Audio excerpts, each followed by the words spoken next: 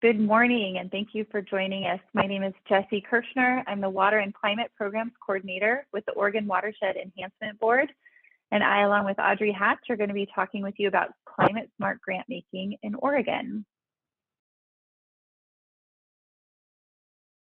So I just wanted to mention briefly that this presentation has been a team effort. Since we can't be there today in person, just wanted to put up our photos. Ken Fecho, our Effectiveness Monitoring Coordinator, couldn't be here with us today, but you will hear from me and from Audrey Hatch, our Conservation Outcomes Coordinator.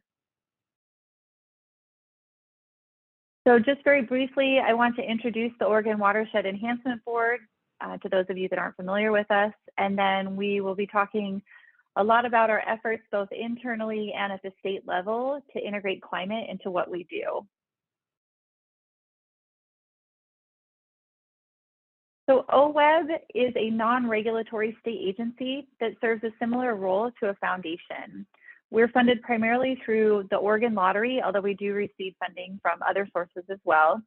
And we provide grants to help protect and restore healthy watersheds and natural habitats that support thriving communities and strong economies. We have an 18-member citizen board that includes members from the public at large, tribes, and state and federal agencies and commissions. We invest in local communities through a multitude of grant programs, including restoration, monitoring, stakeholder engagement, and others. Our partners include watershed councils, soil and water conservation districts, land trusts and other NGOs, private landowners, tribal governments, and cities and counties, among others. And we believe that addressing climate change requires a coordinated approach and understanding among funders, conservation and restoration practitioners, and scientific experts about how to effectively integrate climate in our restoration and conservation efforts. And OWEB is taking multiple approaches to address the challenges that are associated with climate change and want to share these during our talk. So I'm going to spend my time talking about the internal efforts before I turn it over to Audrey to describe the state level efforts that we've been involved with. So internally, we have a climate-focused staff position, the Water and Climate Programs Coordinator position that I occupy, which is meant to help bring climate more holistically into what we do. We also have a board climate committee, which was established in 2020 to help execute the intent to account for climate mitigation, adaptation, and related co-benefits in our grant making. I'm going to spend the next several slides diving more deeply into the other bullet points that are here. So there are two ways that we've integrated climate considerations in our grant making. We've added them to our grant applications, and we have a recently passed board climate resolution. So in fall of 2021, OWEB added a series of climate questions to our grant applications. These were for information gathering purposes only, so they were non-evaluative, and it was to help us get a better understanding of whether and how our applicants are considering climate impacts as well as adaptation and mitigation in their project planning and implementation. So we asked questions including things like, what are projected climate changes and impacts that could affect your project? How have you accounted for these impacts in your project design? What are some adaptation, mitigation, and sequestration benefits that could be conferred by your project? And do you have any constraints to integrating climate into what you do? So these climate-related questions were integrated into multiple grant applications. You can see here things like restoration, technical assistance, monitoring, and acquisition. To aid our applicants in responding to these climate questions, OWEB created a technical resources document which outlines relevant climate change projections and impacts, and also provides supporting literature and tools that can aid in project planning. And you can see at the bottom of this slide, we have a link to where that PDF, the technical resources document, can be found if you'd like to see more on that. So just very briefly, I'd like to walk you through a couple of the responses to some of the questions that we asked. So these two pie charts are looking at two questions. The first is describing your understanding of how the project site, so the habitats and species, are likely to be affected by climate. That's the pie chart on the left. And then on the right, the pie chart is the question regarding how have you accounted for these impacts in your project planning and design. So what you can see is that about 60% of the applicants had a good to excellent understanding of climate changes and impacts to their project site. And similarly, about 60% had a good to excellent way that they had accounted for these impacts in their project planning and design. Whereas about 40% of folks had more fair understanding of climate changes and impacts and some ability to account for these in their project planning and design. As I mentioned earlier, we also asked for applicants to talk a little bit about adaptation benefits that might be conferred through their project. So what you can see here is some of the different adaptation benefits that were identified, things like water temperature mitigation, wildlife habitat connectivity, wetland and floodplain reconnection, and wildfire risk reduction are some of the ones that we saw repeatedly identified by our applicants.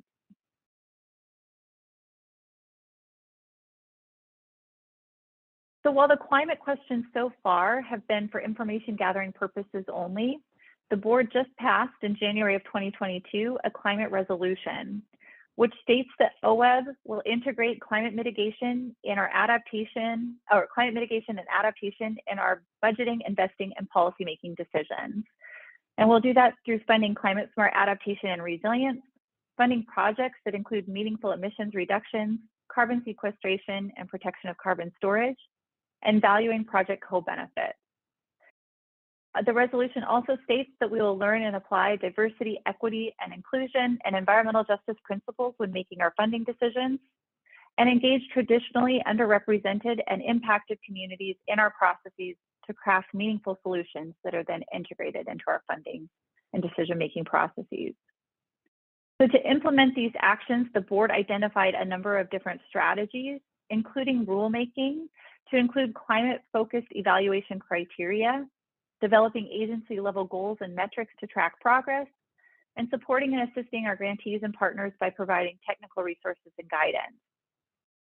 So next steps include a public engagement process to get input on climate criteria, and then there's a possible board action to initiate rulemaking in April of 2022. So this would result in climate-specific evaluation criteria being added to our restoration grant application. So as I mentioned, any of those climate criteria that we've had so far have been for information gathering purposes only. If this rulemaking gets initiated, those climate criteria would then become evaluative.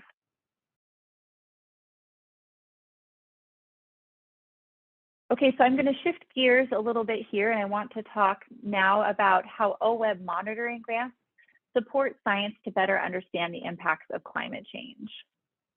So the purpose of OWEB monitoring grants is to support monitoring activities necessary for carrying out projects that protect or restore native fish or wildlife habitats, or protect or restore natural watershed or ecosystem functions.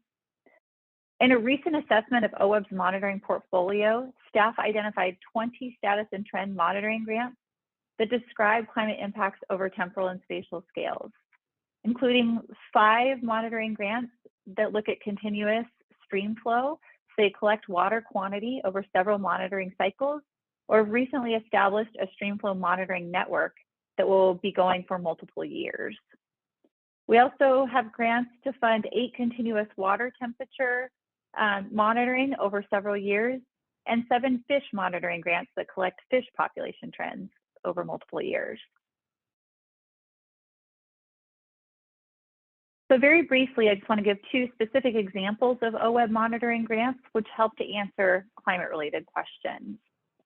The first is from Tillamook Bay, where the Tillamook Estuaries Partnership, with the assistance of the Oregon Ocean Acidification and Hypoxia Monitoring Group, is establishing baseline information on carbonate chemistry and spatiotemporal patterns of ocean acidification and hypoxia in the bay. The second project that I want to mention is the Nyleston Restoration Project in the Coquille River Watershed, which is one of the largest tidal wetland restoration projects completed in Oregon to date. So in part, this project is evaluating current soil conditions at the restored site compared to pre-restoration and reference conditions. It's evaluating the linkages between soils, groundwater hydrology, and vegetation. And it's determining climate change adaptation potential of the restored site relative to reference conditions by comparing marsh elevation profiles, recent sediment accretion rates, soil carbon stocks, and recent rates of soil carbon sequestration. So in addition to our current investments in monitoring grants, which help to answer climate-related questions, we've also supported the development of climate-related tools that can assist our grantees in prioritizing restoration actions. So the first that I want to briefly mention is for the Middle Fork of the John Day River, where Dr. Steve Wanzell and his colleagues used computer modeling to find that adding shade was the single most effective way to cool the water and preserve habitat for salmon. The Confederated Tribes of Warm Springs, Oregon Department of Fish and Wildlife, and the U.S. Forest Service, along with other partners, are building off of this modeling effort to take detailed shade measurements and are working to identify significant areas lacking shade that should be prioritized for riparian restoration efforts. The second tool I want to mention is from tidal wetlands, where Dr. Laura Brophy used an elevation-based method to map current and future tidal wetlands. So landward migration zones were modeled for 6 different sea level rise scenarios that could be expected between now and 2160. And products from this include maps and tables that show the acreage and extent of tidal wetland areas that are lost under each scenario. Watershed councils, land trusts, city and county planners, and state and federal agencies can then use these products to identify inland areas to target for conservation and restoration opportunities. So now I'd like to turn it over to Audrey to talk a little bit about our work at the state level. Thank you, Jessie. My name is Audrey Hatch. I'm the Conservation Outcomes Coordinator with the Oregon Watershed Enhancement Board. And I'll close out the presentation today by talking through an example of the agency's external work related to climate, providing support to the Oregon Global Warming Commission's goal for increasing carbon sequestration on our natural and working landscapes. In 2020, Governor Kate Brown issued Executive Order 20-04, providing direction to the Oregon Global Warming Commission to coordinate closely with the state departments of Agriculture, Forestry, and Watershed Enhancement Board to establish a specific goal for sequestration for the state's land sector. The commission led a process resulting in a carbon sequestration goal for the Oregon land sector for the first time, incorporating some technical guidance and resources from the World Resources Institute, the U.S. Climate Alliance, and building on examples of similar programs established in other states. OWEB engaged closely to support the commission's public engagement and technical work, as described in a bit more detail on the next slide. This timeline describes what happened to achieve the carbon sequestration goal in the proposal. When the executive order passed in 2020, the Oregon Global Warming Commission adopted guiding principles, including providing opportunities for very broad public involvement in the goal setting process and a commitment to incorporate the best available science. From the end of 2020 and into the following year, public engagement activities included a targeted survey for Oregon's forest and agricultural landowners and the organizations that support them that resulted in over 700 detailed responses, a widely available online outreach survey, plus opportunities for public comment at Oregon Global Warming Commission meetings and invited panel presentations at those meetings, 8 focused discussions engaging almost 100 individuals, including landowners, conservation organizations, forest and agricultural industry representatives, to further explore the results of that targeted landowner survey and to better inform the practices, programs, and policies that would underpin Oregon's carbon sequestration goal. As a result, the commission developed a natural and working lands goal that was approved in August of 2021. The initial goal is to sequester at least an additional 5 million metric tons of carbon dioxide equivalent on the state's natural and working lands by the year 2030, increasing the goal to 9.5 million metric tons of carbon dioxide equivalent by the year 2050.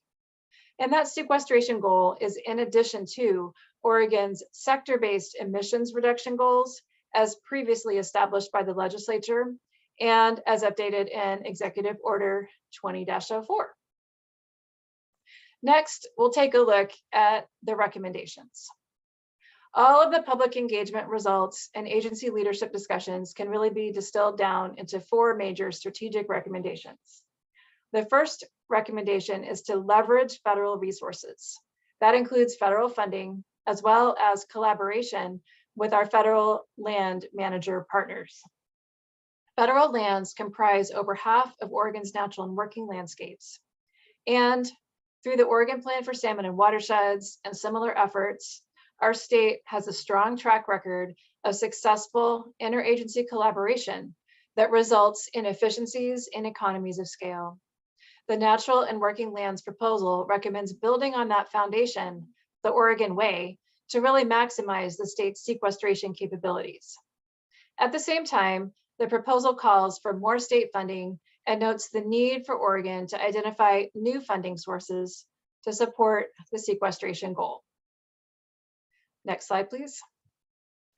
The proposal recognizes several of Oregon's natural resource agencies are already well positioned to advance key natural and working land strategies, and these agencies need additional funding and guidance to devote to this work.